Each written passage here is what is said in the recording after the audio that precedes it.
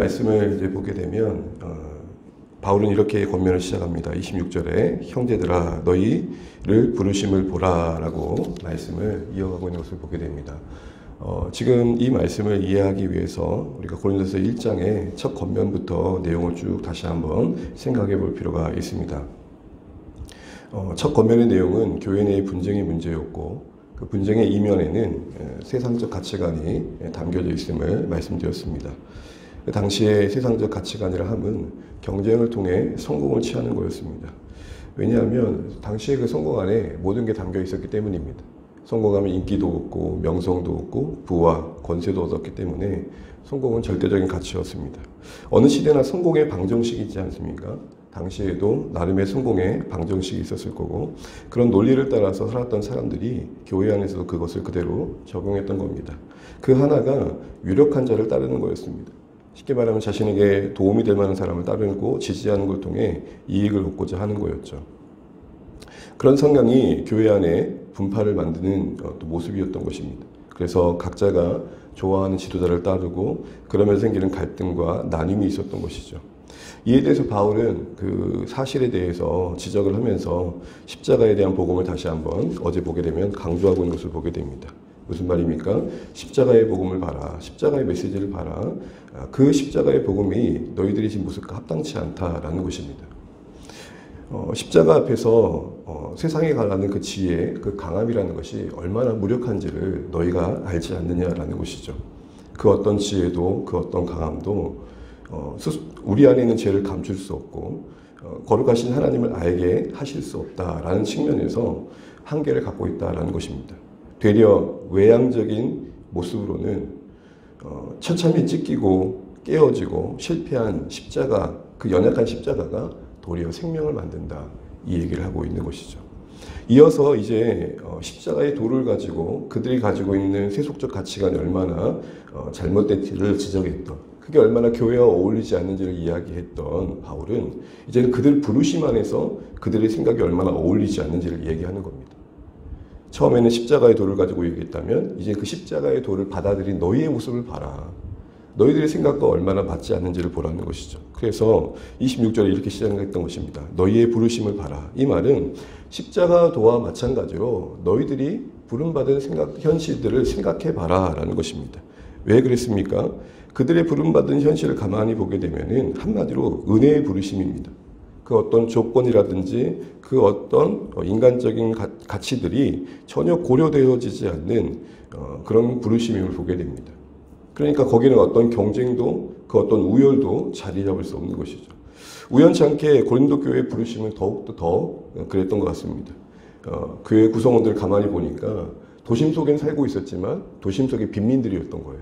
전혀 가진 것들이 없고 내세울 만한 것들이 없고 존재감이 없었던 이들. 그래서 바울은 더 할 수 있었던 말이 있었던 것이죠. 그래서 26절에 너희 부르심을 봐라 뒤에 이어진 내용을 보시겠습니다. 우리 27절까지 다시 한번 읽어보겠습니다. 육체를 따라부터요. 시작. 육체를 따라 지혜로운 자가 많지 아니하며 능한 자가 많지 아니하며 문벌 좋은 자가 많지 아니하도다. 그러나 하나님께서 세상에 미련한 것들을 택하사 지혜 있는 자들을 부끄럽게 하시려고 세상에 약한 것들을 택하사 강한 것들을 부끄럽게 하시며 28절까지요. 하나님께서 세상에 천한 것들과 멸시받은 것들과 없는 것들을 택하사 있는 것들을 피하려 하시나니. 아멘. 바울은 지금 계속 여러 가지를 말하면서 뭘 말하냐면 너희들의 구성원들을 봐라. 지혜로운 자가 많지 않다. 이때 지혜는 지식이 있고 똑똑한 사람들이겠죠. 어떤 학력 있는 자가 많지 않다라고도 할 수 있을 것입니다. 능한 자라고 무슨 말입니까? 어떤 강한 능력, 영향력, 어떤 권세를 말할 것입니다. 그런 자도 많지 않다. 문벌 좋은 자는 뭐겠습니까? 한마디로 오늘날 소위 금수저라고 할 수 있겠죠. 그 어떤 배경 속에서도 뛰어난 자가 많지 않다라고 이야기를 합니다. 이런 부르심 안에서 경쟁적인 어떤 추구라든지 세속적인 지혜, 어떤 능력, 어떤 문벌 조금이 의미가 없다라는 것을 이미 보여주고 있지 않느냐라는 것을 말하고 있는 것입니다. 다시 말해 세상의 조건과 차별적인 어떤 이유들이 선택과 하나님의 부르심에 있어서 전혀 영향력을 발휘하지 않고 있다. 하나님도 그 부르심에 있어서 이 모든 조건을 뛰어넘는 부르심으로 우리에게 찾아오셨다라는 것을 말씀하고 있는 것입니다. 그러니 그런 복음으로 부름받은 교회 구성원들이 그런 복음의 은혜 아래 있는 구성원들이 그런 어떤 세상이 말하는 지혜와 권세와 문벌 좋음으로 사람을 나누고 있고 또 자신들을 이해하고 있다는 것 자체가 어울리지 않는다라는 것입니다. 한마디로 부르심의 은혜이니 그 은혜의 부르심에 합당하게 서로를 대하는 행동을 회복해야 된다, 이 이야기를 하고 있는 것입니다. 왜요? 내내 지금 고린도 교회가 문제가 갖고 있는 게 뭐냐면 바로 그 세속적 가치, 어떤 경쟁을 통해 우위를 차지하고 그래서 얻는 인기, 명성, 부를 추구했던 그 성공의 가치관이 문제였던 것인데, 그게 부름받은 하나님의 부르심의 관점에서도 어울리지 않는 세상의 가치관임을 알아야 했기 때문에 바울은 거듭해서 이렇게 강조했던 것입니다. 오히려 하나님은 그런 너희를 부르셔서 28절, 29절을 보게 되면 이런 말씀하시죠. 끝절에 패하려 하심이라. 29절에도 27절에도 보게 되면 중간에 부끄럽게 하심이라 라고 이야기를 하고 있죠. 세상은 십자가를 부끄러워하는데 오히려 세상이 말하는 것들은 십자가 앞에서 부끄러울 수밖에 없다. 부끄러운 십자가가 아니라 부끄럽게 하는 십자가다, 이 얘기를 하고 있는 것입니다. 너희들이 세상의 지혜를 추구하고 그리고 어떤 능력을 추구하고 문벌 좋음을 얻고자 하는 그런 모든 노력들이 십자가 앞에서는 되려 부끄럽게 될 것이다 라고 이야기를 합니다. 하나님 없는 지혜, 하나님 없는 능력, 하나님 없는 모든 것들은 다 그런 것이다 라고 이야기하면서 지금 계속해서 바울은 교회 안에 뿌리 깊이 자리 잡은 그 어떤 자신들을 드러내고자 했던 욕망들을 지적하고 있는 것입니다. 우리는 본연적으로 그런 게 있는 것 같습니다. 내가 그래도 조금 더 나아야지. 그건 거부할 수 있는 우리 안에 뿌리 깊은 욕망입니다. 이게 때로는 누군가와의 비교 속에서 우월감으로 나타나기도 하고 또 같은 맥락에서 누군가의 비교 속에서 초라함으로 이렇게 나타나기도 되는 것이죠.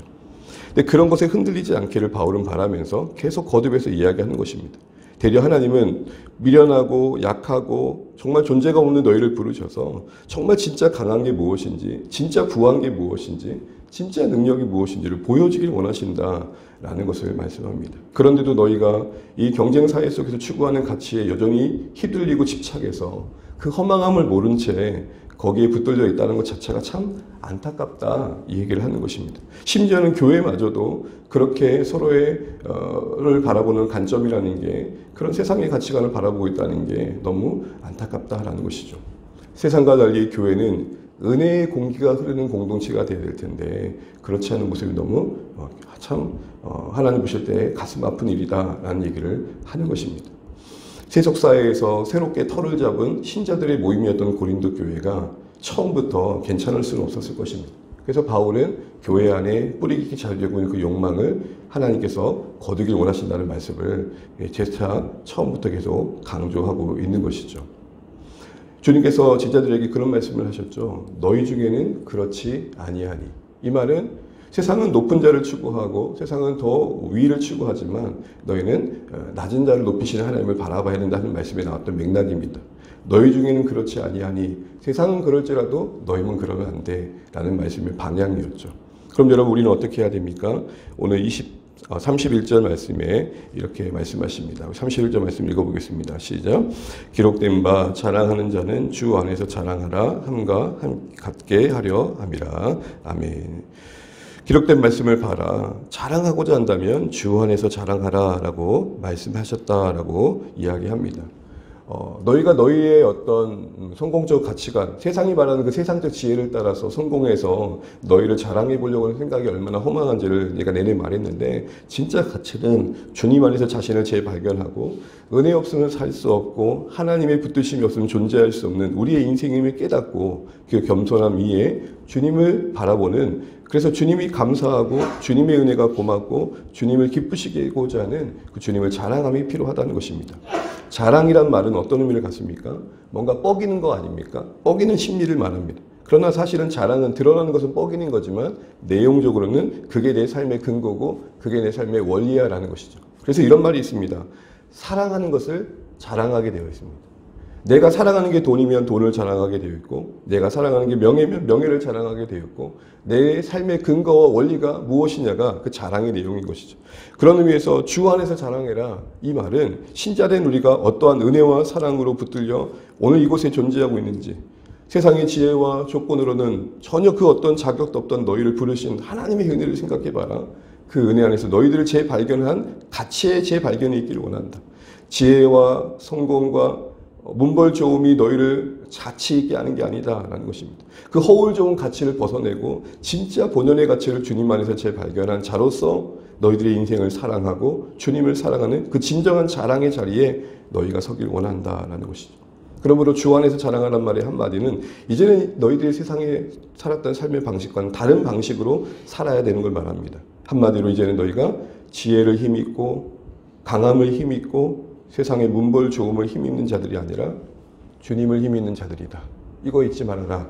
요 얘기를 하면서 말씀을 맺고 있는 것입니다. 사랑하는 주안의 가족 여러분, 이제 말씀을 정리하겠습니다. 바울은 지금 1장의 처음 문제였던 분쟁의 문제를 다루면서 계속해서 다양한 관점으로 같은 내용을 반복하고 있습니다. 이 말은 그만큼 절박한 마음으로 이야기하는 것이죠. 분쟁은 이었지만, 외면에 드러난 문제는 분쟁이었지만 이면의 문제는 성공적 가치관이 깔려 있었던 것입니다. 그 성공적 가치의 깊은 뿌리에는 더 나아가지고자 하는 내 존재감을 더 드러내고자 하는 욕망이 있었던 것이고, 이 욕망은 옛적이나 지금이나 다를 바 없는 인간의 본성이기에 오늘날 고린도 교회에 향한 메시지가 우리에게도 고스란히 적용되는 거라 생각합니다. 은혜로운 공기가 흐르는 공동체를 만들기 위해선 분위기를 좋게 만드는 것 이전에 우리 각자의 욕망이 죽어지는 게 필요할 것입니다. 바울은 그런 관점에서 어제는 십자가의 도를 가지고 그 세상의 지혜와 그 가치를 추구하는 게 얼마나 허망한지를 얘기했다면, 오늘은 부름받은 오늘 우리를 봐라. 특별히 고린도 교회를 봐라. 내세울 거 하나 없지 않는, 내세울 거 하나 없는, 존재가 없는 너희를 부르셨다. 이 말은 하나님이 그거 보지 않으신다. 이 얘기를 하는 것이죠. 하나님이 너희들이 추구하는 그 가치를 전혀 가치 있게 여기지 않으신다. 너희들의 부르심이 그걸 보여주고 있다. 너희들의 부르심 안에 그런 하나님의 뜻이 있다. 너희들의 부르심에 조건과 그 어떤 세상 것정과도 차별하지 않으시는 하나님이심을 드러내시지 않았느냐. 그러니 거기에 어울리게 그 복음의 모습에 합당하게 서로를 대하고 자신을 이해하며 세상을 바라봐라. 이 얘기를 하면서 말씀을 정리하며 결론적으로 방향을 제시하기를 주 안에서 자랑하라 합니다. 주 안에 우리 모든 사랑하는 가족들의 삶의 근거와 원리가, 그리고 존재함의 이유가 주님 되어지심으로 인한 자랑이 우리 가운데 가득하시기를 주의 이름으로 축복합니다. 찬양하겠습니다. 찬송가 301장입니다.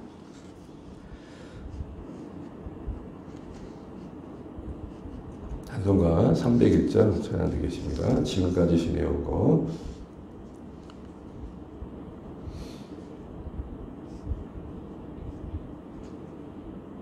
(301장) 찬양드리시고 기도하겠습니다.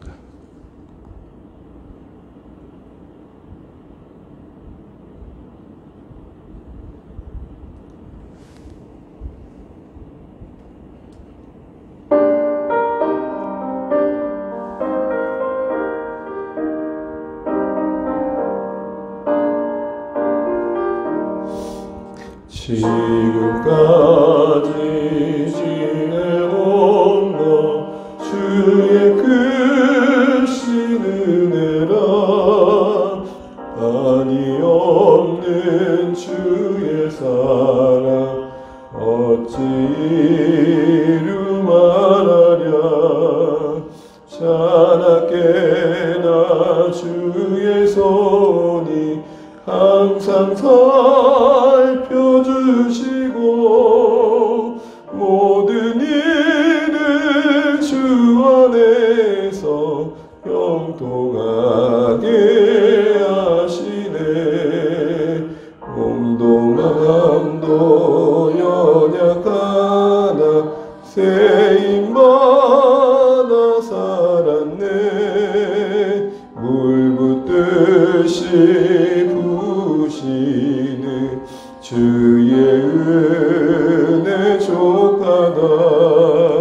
사랑 없는 거리에 나 험한 손길을 밀 때 주의 손을 굳게 잡고 찬송하며 가리라.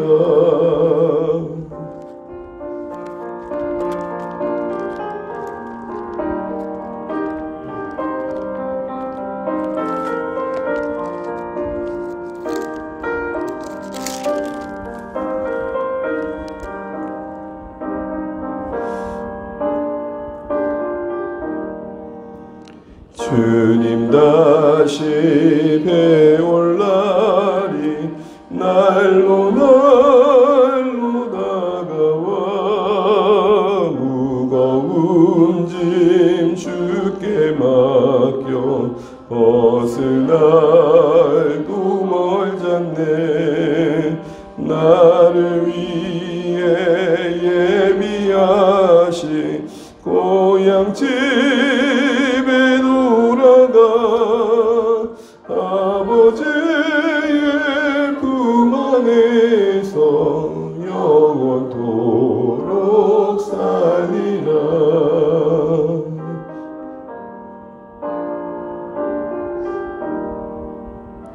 네, 우리 같이 기도하시겠습니다. 오늘 주신 말씀을 또 기도하실 때 계속해서 바울이 고린도 교회를 향해서 그 세속적 욕망과의 싸움을 말씀 통해서 권면해가는 것을 보게 됩니다. 십자가의 도 앞에서 또 우리 부름받은 우리 모습을 보라고 또 이야기하고 있습니다. 그 어떤 세상의 조건과 차별로 우리를 대하지 않으시는 하나님, 우리 부르심 안에 이미 은혜가 있음을 보는 것처럼 이 은혜의 원리가 우리가 서로를 대하고 우리 자신을 이해하는 방식이어야 됨을 말씀합니다.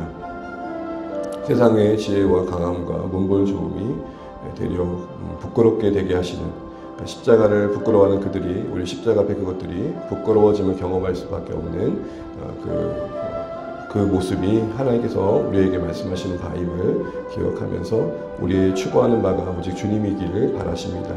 주 안에서 자랑하라고 하십니다.